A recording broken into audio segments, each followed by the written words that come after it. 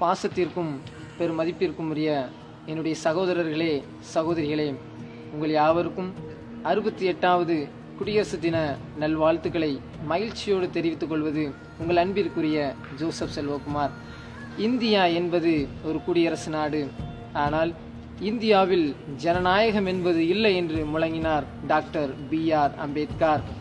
ஜனநாயகம் என்பது ஆங்கிலத்திலே டெமோக்ரஸி என்று அழைக்கப்படும்.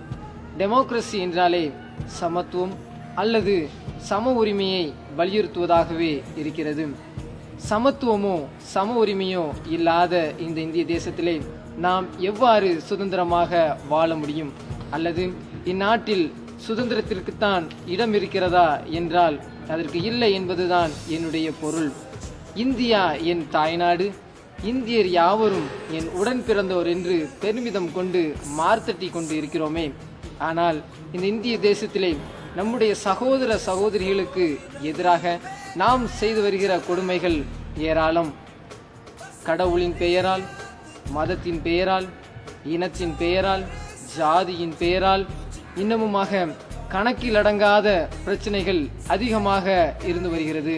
இப்படிப்பட்ட கொடுமைகள் ஒருபுறம் இருக்க, மனித நேயமற்ற செயலான வறுமை என்பது இந்திய தேசத்திலே தலைவிரித்து ஆடுகிறது. இப்படிப்பட்ட கொடுமைகளை எல்லாம் கண்டும் காணாதவரைப் போல, உணர்ந்தும் உணராதவர்களாயும் நானும் உங்களில் ஒருவனாய் இந்த 68வது குடியரசு தின விழாவை கொண்டாடுவதற்காக புறப்பட்டு செல்ல ஆயத்தமாயிருக்கிறேன். அதற்கு முன்பதாக உங்களோடு ஒரு நிமிடம் உரையாற்ற நான் விரும்புகிறேன். குடியரசு தின விழா அல்லது சுதந்திர தின விழாக்களின் போது நம்முடைய இந்திய தேசத்திற்கு மரியாதை செலுத்தும் விதமாக மூவர்ண கொடியை கம்பத்தில் ஏற்றுவது வழக்கமாக கொண்டிருக்கிறோம். அவ்வாறு கொடியை ஏற்றும் பொழுது அந்த கொடிகளிலே மலர்கள் வைக்கப்பட்டு அந்த மலர்கள் அனைவர் மீதும் படர்ந்து கீழே விழும்.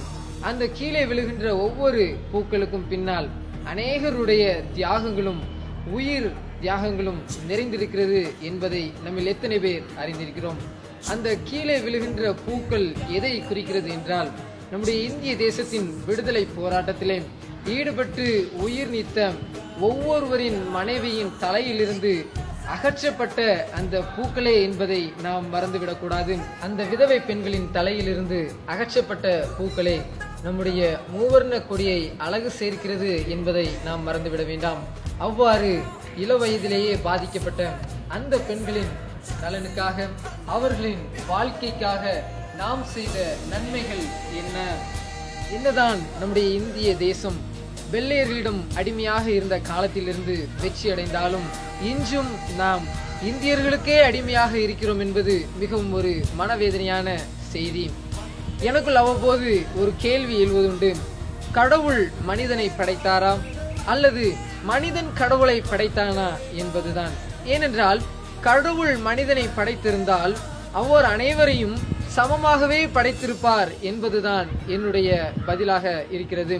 நாம் வாழ்கின்ற இந்த 21வது நூற்றாண்டிலும் சக மனிதனுக்கு எதிராக நடைபெறுகிற பிரச்சனைகள் ஏராளம். அவனுக்கு எதிராக நடக்கிற ஒடுக்குமுறைகளும் அடக்குமுறைகளும் எண்ணிலடங்காதவை. அவைகளை எதிர்த்து இன்றைய நாளிலே நம்மில் எத்தனை பேர் குரல் கொடுக்கிறோம்? என்னதான் நாம் படித்து பட்டம் பெற்றாலும், உயர் கல்விகள் அநேகம் கற்றாலும் நாம் இன்றைய நாட்களில் தெளிவுணர்வு மட்டும் அடையவே இல்லை என்பது எனக்கு மிகவும் வேதனையான ஒரு செயலாக இருக்கிறது. ஏனென்றால் இன்றைய கல்வி என்பது வெறும் மதிப்பெண்களை மையமாகவே அல்லது மதிப்பெண்களை ஒரு குறிக்கோளாகவே வைத்து இயங்குகிறது என்பது மறுக்க முடியாத ஒரு உண்மை. ஆனால் அந்த கல்வி என்பது பிறரை மதிக்கவோ அல்லது அரவணைக்கவோ அன்பு செலுத்தவோ அல்ல என்பதை என்னால் உறுதியாக கூற முடியும். இன்றும் இந்தியாவில் கடவுளின் பெயரால் ஒருவன் மற்றொருவனை தொட மறுக்கிறான். அவர்களோடு சமமாக உணவு அருந்துவதை வெறுக்கிறான். அவர்கள் நடந்த தெருவிலே அவன் நடக்க மறுக்கிறான். ஆனால் உயர் வகுப்பை சேர்ந்த ஒரு ஆண் ஒரு தாழ்ந்த ஜாதி பெண்ணை பார்த்து ரசிக்கிறான். தன்னுடைய உடல் ஆசைக்காக அந்த தாழ்ந்த ஜாதி பெண்ணை வன்புணர்வு செய்கிறான். அப்படி என்றால் ஒருவரை தொடக்கூடாது என்று விரும்புகிற நீங்கள், ஒருவர் நடந்த தெருவிலே நடக்கக்கூடாது என்று சொல்லுகிற நீங்கள் எவ்வாறு ஒரு தாழ்ந்த ஜாதி பெண்ணை கண்டு ரசித்து தொட்டு வன்புணர்வு செய்யலாம் என்பதையே இந்த நாட்களிலே நான் உங்களுக்கு முன்பாக வைக்கிற கேள்வியாக வைக்கிறேன். வன்புணர்வு செய்வது தொடுதலுக்கு ஈடாகாதா? அது பெண்களுக்கு எதிரான கொடுமைகள் ஆகாதா என்பதை சிந்தித்து பார்க்க வேண்டும். சில மதங்களில் கடவுள் ஆணைத்தான் தன்னுடைய சாயலாக முதலில் படைத்தார் என்றும், அதற்கு பின்புதான் பெண்ணை ஆணுக்கு துணையாக உண்டாக்கினார் என்றும் சொல்லப்படுவதுண்டு. அவ்வாறு கடவுள் ஆணைத்தான் முதலில் உண்டாக்கினார், பெண்ணை தன்னுடைய துணைக்காக தன்னுடைய தேவைக்காகத்தான் உண்டாக்கினார் என்று சொல்லி பெண்களை ஒரு பிள்ளை பெரும் இயந்திரமாக சில சமுதாயங்களில் மாற்றக்கூடிய ஒரு சூழ்நிலை உருவாகிவிட்டது. இப்படிப்பட்ட ஒரு சூழ்நிலையில் பெண்களை மதிக்க தெரியாத ஒரு நாட்டிலே நாம் வாழ்ந்து கொண்டிருக்கிறோம் என்றால் அது மிகவும் வேதனையான ஒரு செயலாகவே நான் பார்க்கிறேன். இப்படி பெண்களுக்கு எதிரான வன்முறைகள் ஒருபுறம் தொடர்ந்து கொண்டிருக்க, நாம் சுதந்திரம் அடைந்து விட்டோம், குடியரசு அடைந்து விட்டோம் என்று சொல்வது எனக்கு மிகவும் வேடிக்கையாக இருக்கிறது. நம் நாட்டை தாய்நாடு என்றும் நாம் பேசுகின்ற மொழியினை தாய்மொழி என்றும் அனைவரும் குறிப்பிடுவோம். மேலும் மாதா, சரஸ்வதி, லட்சுமி, காளி, மாரியம்மன் என்ற கடவுள்களோடு பெண்களை குறிப்பிட்டு நாம் பேசுவோம். மட்டுமில்லாமல் கங்கை, யமுனை, காவேரி என்று பெரிய பெரிய நதிகளுக்கு பெண்களின் பெயரையே வைத்திருக்கிறோம். இதை நான் மிகவும் மதிக்கிறேன், வரவேற்கிறேன், ஏற்றுக்கொள்கிறேன். அதே நேரத்திலே நம்முடைய இந்திய சமுதாயத்திலே பெண்களை உயர்வான பெயர்களோடு குறிப்பிட்ட நாம் அதே பெண்களை வேசி என்றும், விபச்சாரி என்றும், மலடி என்றும், ஓடுகாலி என்றும், விதவை என்றும் பல்வேறு பெயர்களில் அவமானப்படுத்துவது எவ்வளவு வேதனையான ஒரு செய்தி. ஏன் இந்த முரண்பாடுகள் என்பதை நாம் கருத்திலே கொள்ள வேண்டும். இப்படிப்பட்ட அநேக சாக்கடைகளை நம்முடைய இருதயத்துக்குள்ளே வைத்துக்கொண்டு இன்றும் நாம் நம்முடைய குடியரசு தினத்தை கொண்டாட ஆயத்தப்பட்டு கொண்டிருக்கிறோம் என்றால் இதைவிட ஒரு கொடுமையான செயல் வேறு எதுவும் இருக்க முடியாது. இந்த சுதந்திர இந்தியாவில் வறுமை என்கிற ஒரு சொல்லுக்கு மட்டும் சுதந்திரமே இல்லை. இந்த வறுமை ஒவ்வொரு நாளும் ஏராளமான நபர்களை கொன்று குவித்துக் கொண்டிருக்கிறான். இந்த அடிமைத்தனத்திலிருந்து இந்தியா விடுதலை அடைவது எப்போது என்ற கேள்வி எனக்குள்ளாக எழுகிறது. இந்த வறுமை என்பதற்கு முக்கியமான காரணமே சமுதாயத்தில் இருக்கிற ஏற்ற தாழ்வுகள் என்பதை எவராலும் மறுக்க முடியாது. மகாத்மா காந்தி சொல்கிறார், வறுமை என்பது வன்முறையை விட மிகவும் கொடியது என்று. நாம் சிவாஜி திரைப்படத்திலே பார்த்தோமேயானால் அதில் ரஜினிகாந்த் ஒரு காரியத்தை சொல்வார், பணக்காரன் பணக்காரனாகி கொண்டே இருக்கிறான், ஏழை ஏழையாகிக் கொண்டே இருக்கிறான் என்று. அந்த சொல் மிகவும் முக்கியமானது என்பதை இந்த நாளிலே நாம் கவனத்திலே கொள்ள வேண்டும். பணக்காரன் மேலும் பணக்காரனாகிறான், ஏழையாயிருக்கிறவன் இன்னும் ஏழையாகிக் கொண்டு வறுமையை மாத்திரமே தன்னுடைய சந்ததிக்கு சேர்த்து வைத்துக் கொண்டிருக்கிறான். இப்படிப்பட்ட வறுமையை அடித்து நொறுக்கியவர்கள் Fidel Castro and Che Guevara. இவர்கள் இருவரும் இணைந்தது மாபெரும் புரட்சியை செய்தார்கள் என்பது கியூபா வரலாற்றிலே எழுதப்பட்ட ஒன்றாக இருக்கிறது. தன் கண் முன்னாக தன்னுடைய சொந்த ஜனங்கள் வறுமையின் பிடியில் சிக்கி அகப்பட்டதை கொண்டு பொங்கி எழுந்தவர் பிடல் காஸ்ட்ரோ.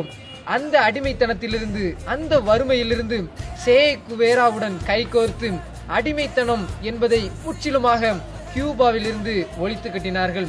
அப்படிப்பட்ட ஒரு புரட்சியாளனாக சே குவேராவை போல, பிடல் காஸ்ட்ரோவை போல இன்றைய நாட்களிலே எழுந்து வறுமைக்கு எதிராக புரட்சி செய்ய நம்மில் எத்தனை பேர் துணிவோடு எடுத்து நிற்கிறோம்? உலகில் எங்கேனும் ஒருவன் பசியினால் துடித்தானேயானால் அங்கே மனித உரிமை மீறப்படுகிறது என்பதை நாம் நினைவிலே வைத்துக் கொள்ள வேண்டும்.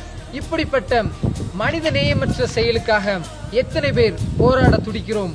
வாருங்கள் இளைஞர்களே, நாம் போராடுவோம். சமீபத்தில் நடைபெற்ற காலை புரட்சி அல்லது மெரினா புரட்சி இனி வெகுவாகவே கவர்ந்துவிட்டது. ஜல்லிக்கட்டு தடைக்கு எதிராக இளைஞர்களும் மாணவர்களும் ஏன் பெண்களும் கூட மெரினா கடற்கரையில் கூடி தங்களுடைய எதிர்ப்பை காட்டினார்கள். அநேகமாக செய்திகளிலும் வாட்ஸ்அப்பிலும் பரவியது என்னவென்றால், ஜல்லிக்கட்டுக்கு விதிக்கப்படுகிற தடை நம்முடைய மாடு இனத்திற்கு ஒரு அழிவு என்று சொன்னார்கள். ஆனால் மாடு இனத்தின் அழிவிற்கு ஜல்லிக்கட்டு தடை மட்டும் ஒரு காரணம் அல்ல. ஏனென்றால் ஜல்லிக்கட்டுக்கு தடை விதிப்பதற்கு முன்பதாகவே நம்முடைய மாடு இனங்கள் அழிய தொடங்கிவிட்டன என்பதை நாம் ஒவ்வொருவரும் அறிந்து கொள்ள வேண்டும் என்று விரும்புகிறேன். ஏனென்றால் ஒவ்வொரு விவசாய குடும்பத்தில் பிறந்தவர்களும் இதை குறித்து மிக நன்றாக அறிந்திருப்போம். ஏனென்றால் முற்காலங்களில் ஒரு வயல்வெளியை உழ வேண்டும் என்று சொன்னால் அதற்கு காளை மாடுகள் மிகவும் அவசியமாக இருந்தது. காளை மாடுகளை கொண்டு ஏர்கலப்பையின் உதவியினால் தான் வயல்களை உழுது நடுவு செய்தார்கள். ஆனால் என்றைக்கு டிராக்டர் என்ற இயந்திரம் வயல்வெளிக்குள் நுழைந்ததோ அன்றே மாடுகள் இனம் குறைந்து போக தொடங்கிவிட்டது. அன்றோடு ஏர்கலப்பைகளை நாம் ஒதுக்கிவிட்டு மாடுகளின் மூலமாக செய்கிற அந்த உழவு தொழிலை நிறுத்திவிட்டு மீண்டுமாக டிராக்டர் உதவியோடு கூட நாம் உழவு தொழிலை ஆரம்பித்து விட்டோம். இந்த டிராக்டர் முறைதான் முதலில் மாடு இனங்கள் அழிவதற்கு முதல் காரணமாக மாறிச்சு. இரண்டாவது, அறுவடை செய்து அந்த நெற்மணிகளை சேகரித்து ஒரு இடத்திலே மொத்தமாக வைப்பார்கள். அந்த இடத்திலே வைக்கப்பட்ட நெற்கதிர்களின் மீது அந்த மாடுகளை நடக்க விடுவார்கள். அவ்வாறு நடக்க விடும் பொழுது அந்த நெற்கதிர்கள் மேல் மாடுகள் மிதிக்கும் பொழுது மீதம் இருக்கிற அந்த சிறிய சிறிய நெற்மணிகள் அப்படியே கீழே விழும். ஆனால் என்றைக்கு அறுவடை இயந்திரம் வயல்வெளிகளில் இறங்க ஆரம்பித்ததோ அன்றைக்கு மாடு இனத்திற்கு அந்த வேலையும் இல்லாமல் போய்விட்டது. ஆக முதலில் உழவு தொழிலை டிராக்டருக்கும், அடுத்ததாக அந்த அறுவடை தொழிலையும் அறுவடை மிஷினுக்கு நாம் கொடுத்ததினால் மாடுகளின் வேலை வெகுவாக குறைந்து விட்டது. நம்முடைய முன்னேற்றம் நம்முடைய அழிவிற்கே இன்றைய நாட்களிலே காரணமாக இருக்கிறது. அந்த முன்னேற்றம் தான் இந்த மாடுகளின் அழிவிற்கும் ஒரு காரணமாக மாறிவிட்டது. அடுத்ததாக நாம் பார்த்தோமேயானால் ஒவ்வொரு நாளும் நம் தேவைக்காக, நம்முடைய உடல் தேவைகளுக்காக மாடுகள் அதிகமாக வெட்டப்படுகிறது. நாம் சாப்பிட வேண்டும் என்று விரும்புவதற்காக அந்த மாடுகள் ஒவ்வொரு நாளும் வெட்டப்படுகிறது. இதுவும் மாடுகளின் அழிவிற்கு ஒரு காரணமாக மாறிவிட்டது. அடுத்ததாக ஒரு விஷயத்தை நாம் பார்த்தோமேயானால் கிராமப்புறங்களில் ஒவ்வொரு வீட்டிற்கும் ஒவ்வொரு காளை மாடுகள் இருக்கும். அதனை வித்து காளை என்று சொல்வார்கள். அதன் மூலமாகத்தான் இனப்பெருக்க முறை நடைபெற வேண்டும். ஆனால் இந்த காலத்தில் அதற்கும் வேலை இல்லாமல் நாம் செய்துவிட்டோம். ஏனென்றால் இப்பொழுது ஒரு பசு மாட்டிற்கு கரு உற்பத்தி செய்ய வேண்டும் என்று சொன்னால் அதை வித்து காளையோடு யாரும் இணைப்பதில்லை. நேரடியாக நாம் கால்நடை மருத்துவமனைக்கு அதை அழைத்து செல்கிறோம். அங்கே மருத்துவர் மூலமாக ஒரு ஊசி, அதோடு அது கருத்தரித்து விடுகிறது. இப்படியாக வித்து காளைகளுக்கு என்று கொடுக்கப்பட்ட அந்த பணியையும் நாம் வெறும் மருத்துவருக்கு கொடுத்து விட்டோம். இப்படி இருக்க டிராக்டர் வந்த காரணத்தினாலும் அறுவடை இயந்திரங்கள் வந்த காரணத்தினாலும் வித்து காளைகள் மாறி அதை வெறும் மருந்தாக மாத்திரம் நாம் செலுத்துவதனாலும் ஒவ்வொரு நாளும் நம்முடைய தேவைக்காக மிருகங்கள் வெட்டப்படுவதனாலும் மாடு இனம் அழிய ஆரம்பித்து விட்டது. இந்த காரணங்களை எல்லாம் நாம் தெளிவாக புரிந்து கொள்ள வேண்டும் என்று சொல்லி நான் விரும்புகிறேன். இவ்வாறு மாடு இனங்கள் ஒருபுறம் அழிந்து கொண்டிருக்க அதற்காக நாம் இன்று போராடி கொண்டிருக்கிறோம். அதே சமயத்திலே ஒரு புறத்திலே விவசாயமும் அதிகமாக அழிந்து கொண்டே வருகிறது. இவை எல்லாமே வறுமைக்கு ஒரு காரணமாக இருக்கிறது. இந்த 68வது குடியரசு தின விழாவிலே நாம் சிந்திக்க எடுத்துக்கொள்ள வேண்டியது என்னவென்றால் வறுமையை ஒழிக்க வேண்டும் என்பதுதான். ஆக மாடு இனம் ஒருபுறம் அழிய, விவசாயம் ஒருபுறம் அழிய, இந்த இரண்டிற்கும் நடுவில் ஒரு தனி மனிதன் வறுமைக்குள்ளாக செல்கிறான். அந்த தனி மனிதனின் மூலமாக அவனுடைய குடும்பமும் வறுமைக்குள்ளாக செல்கிறது என்பதுதான் என்னுடைய கருத்தாக இருக்கிறது. இன்று எல்லோருமே விவசாயம் அழிகிறது, விவசாயம் அழிகிறது என்று கூக்குரல் இட்டுக் கொண்டே இருக்கிறோம். நானும் அப்படித்தான். இன்று எந்த செய்தியை எடுத்தாலும் விவசாயிகள் தற்கொலை தற்கொலை என்றே வருகிறது. விவசாயம் ஓரளவு அழிய தொடங்கிவிட்டது. இந்த அழிவிற்கு காரணம் என்ன என்று நாம் சிந்தித்து பார்த்தோமேயானால் விவசாயத்தின் அழிவிற்கு காரணம் விவசாயிகள் தான் என்பது என்னுடைய கருத்து. ஏனென்றால் நான் ஒரு விவசாய குடும்பத்தில் பிறந்தவன் தான். அப்படி இருக்க இன்று நான் விவசாயி அல்ல, என்னுடைய தந்தை ஒரு விவசாயி என்பதில் நான் பெருமைப்பட்டுக் கொள்கிறேன். ஆனால் அந்த விவசாய தொழில் என்னுடைய தந்தையோடு முடிவடைந்து விட்டது என்பதில் தான் என்னுடைய வருத்தமே இருக்கிறது. விவசாய குடும்பத்தை சேர்ந்த ஒவ்வொருவரும் ஒரு சில காரியத்தை இந்த நேரத்திலே சிந்தித்து பார்க்க வேண்டியது அவசியமாய் இருக்கிறது. நாம் வளர்கின்ற பருவத்திலே நம்முடைய பெற்றோர்கள் நம்மிடத்தில் ஒரு காரியத்தை அனுதினமும் சொல்லி வளர்ப்பார்கள். அது என்னவென்று சிந்தித்து பார்த்தால், மகனே, நீ நன்றாக படித்து நல்ல வேலைக்கு செல்ல வேண்டும். படிக்கவில்லை என்றால் நீயும் எங்களைப் போலத்தான் வெயிலிலே விவசாயம் செய்து கஷ்டப்பட வேண்டும் என்று சொல்லி அனுதினமும் அப்படித்தான் சொல்லி வளர்க்கிறார்கள். ஆகையால் தாங்கள் படிக்காமல் கஷ்டப்படுகிறோம், நம்முடைய பிள்ளைகள் படித்து நல்ல நிலைமைக்கு வர வேண்டும் என்று பெற்றோர்கள் விரும்பி அவர்களை பாலிடெக்னிக்கோ அல்லது இன்ஜினியரிங்கோ டாக்டரோ அல்லது கலெக்டராகவோ இன்னும் வழக்கறிஞர் போலீஸ் என பல்வேறு துறைகளை படிக்க ஊக்குவிக்கிறார்கள். நல்லதுதான். அப்படி ஒரு இன்ஜினியரிங் மாணவன் நன்றாக படித்து அவன் வெளிநாட்டிலே செட்டில் ஆகி விடுகிறான். அப்படி செட்டில் ஆகின அந்த வாலிபன் மறுபடியும் இந்தியா வந்து உழவு தொழில் செய்வான் என்று எப்படி நாம் நம்ப முடியும்? நிச்சயமாக முடியாது. கலெக்டராக பதவியேற்ற பிற்பாடு ஒரு நபர் வந்து மீண்டும் தன் தந்தை தொழிலாகிய விவசாயத்தை செய்வாரா என்றால் அது நிச்சயமாக அல்ல. ஆக பெற்றோர்கள் நாம் செய்த இந்த தொழிலை, நாம் கஷ்டப்பட்டு கொண்டிருக்கிற இந்த தொழிலை நம்முடைய பிள்ளைகள் செய்ய வேண்டாம் என்று சொல்லி அவர்களை நன்கு படிக்க வைத்து வெவ்வேறு இடங்களுக்கு அனுப்பிய பிற்பாடு அவர்கள் மறுபடியும் வந்து எவ்வாறு அந்த விவசாய தொழிலை செய்ய முடியும்? என்னுடைய தந்தை விவசாயி, ஆனால் இன்று நான் படித்துக் கொண்டிருப்பது வேறு. என்னுடைய படிப்பிற்கு ஏற்ற வேலையை தான் நான் தேடி சம்பாதித்து என்னுடைய குடும்பத்தை காப்பாற்ற வேண்டுமே தவிர நான் மறுபடியும் விவசாய தொழிலை செய்வேன் என்பதில் எனக்கு எந்த நம்பிக்கையும் இல்லை. இப்படி இருக்க விவசாயிகள் தான் விவசாயத்தின் அழிவிற்கு முதல் காரணமாகிறார்கள் என்பதை இந்த நேரத்திலே நான் தெளிவாக உங்களுக்கு கூற விரும்புகிறேன். என் அன்பிற்குரிய இளைய சமுதாயமே, இந்த ஒளிப்பதிவை நான் பதிவு செய்வதற்கு காரணமே 68வது குடியரசு தின விழாவை கொண்டாட நாம் ஆயத்தமாக இருக்கிறோம், கொண்டாடி வருகிறோம். அப்படி இருக்க நாம் உண்மையான சமத்துவத்தில் தான் வாழ்கிறோமா, உண்மையான சுதந்திர காற்றை தான் சுவாசிக்கிறோமா என்ற சந்தேகம் எனக்குள் எழுகிறது. ஏனென்றால் சக மனிதனுக்கு எதிராக வன்முறைகள் அரங்கேற்றப்படுகிறது. பெண்களுக்கு எதிரான கொடுமைகள் ஒவ்வொரு நாளும் அதிகரித்துக் கொண்டே இருக்கிறது. காதலித்தாலும் கொலை, காதலிக்க மறுத்தாலும் கொலை என்று பெண்களை பூவை கசக்குவது போல கசக்கி எறிகிறோம். காய்கறிகளை வெட்டி எறிவது போல வெட்டி எறிகிறோம். விவசாயிகளின் தற்கொலை ஒரு பக்கம் இருக்க, குழந்தைகள் பசியினாலும் பட்டினியினாலும் மரித்து போகிற சூழ்நிலைகள் ஒரு பக்கம் இருக்க, ஒவ்வொரு நாளும் வறுமை என்கிற சர்வாதிகாரி அனைத்து மக்களையும் ஆட்படுத்தி கொண்டிருக்கிறான். இவற்றை எல்லாம் நாம் ஒழிக்க இளைஞர்கள் ஒன்று திரள வேண்டும் என்பதுதான் என்னுடைய விருப்பம். ஆனால் நம் கண்களுக்கு முன்பாக நடக்கிற கொடுமைகளை கண்டும் காணாதவர்களைப் போல நாம் இருந்துவிட்டால் நாம் இந்திய தேசத்திற்கு செய்கிற ஒரு அவமரியாதையாகத்தான் நான் அதை கருதுகிறேன். எங்கோ பிறந்து கியூபாவின் விடுதலைக்காக தன்னுயிரை நீத்த மாவீரன் சே குவேரா ஒரு காரியத்தை சொல்லியிருக்கிறார். உலகில் எங்கேனும் அநீதி நடந்தால் அதை நீ தட்டி கேட்டால், அதை எதிர்த்து குரல் கொடுத்தால் நீயும் என்னுடைய தோழன் என்று முழங்கினார் அல்லவா?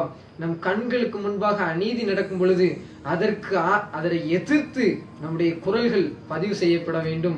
ஒரு குரல் பதிவு செய்யப்படும் போது அதற்கு ஆதரவாக அநேக குரல்கள் வெடிக்கும் என்பது நம்முடைய மெரினா புரட்சியே ஒரு சாட்சி. ஆக இந்த 68வது குடியரசு தின விழா ஒரு புரட்சியின் விதையாக அமைய வேண்டும் என்பதுதான் என்னுடைய விருப்பம். விதையானது தன்னைத்தானே இழந்து நிலத்திலே வேரூன்ற வேண்டும். அது வேரூன்றினால் மாத்திரமே அது பெரிய விருட்சமாக வளரும். அந்த விருட்சத்திலிருந்து கிடைக்கிற கனிகள் ஒவ்வொன்றும் நம்முடைய சமுதாயம், நம்முடைய வருங்கால சந்ததி சாப்பிடுவார்கள் என்பதை நாம் மறந்து போக வேண்டாம். இன்று நாம் விதைக்கிற இந்த விதை யாருக்கோ ஒருவருக்கு பயன்படும் விதமாக நாம் செயல்பட வேண்டும். இப்படி இருக்க நம் கண்களுக்கு முன்பாக நடக்கிற அநீதிகளை எதிர்த்து குரல் கொடுக்க துணிவீர்களா?